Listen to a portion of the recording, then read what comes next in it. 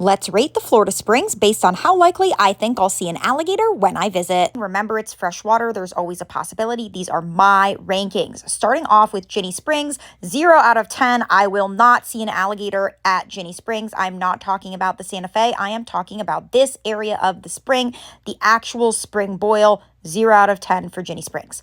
Number 2 is Emerald Cut. I'm giving this one a 5 out of 10 because it is a river and see all this great grass. The alligators are known to hang out on the shore around here, so 5 out of 10. And next up we have Silver Glen Springs at 3 out of 10. I am not at all worried about seeing alligators here. This is a very busy spring location and they may be in the spring run, but in the spring itself, very rare, 3 out of 10.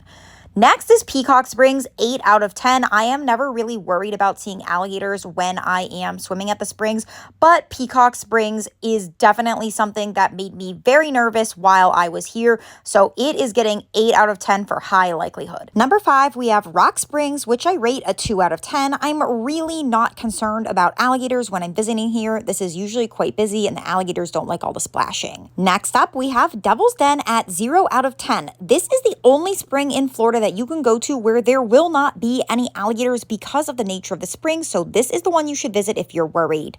Ichetucknee Springs, I'm giving a 3 out of 10, and I'm rating the spring run a 7 out of 10. So if you're in this spring boil area, not that likely, but the tube run, definitely more likely. Number 8, we have Little River Springs at 2 out of 10. This just isn't an alligator's preferred habitat. It's cold, there isn't many places to hide, and it's often quite busy. Rainbow Springs, I'm giving a 4 out of 10 for the spring boil and an 8 out of 10 for the spring run. If you are going to be kayaking or tubing here, you will most likely see them in the spring run. Finally, we have Gilchrist Blue Springs, which I rate a 2 out of 10. They do have this roped off area, so don't go past it, but the gators are usually not in the swimming area. It's quite busy and it's filled with splashing people, and they don't want to be around that. Let me know if you'd go.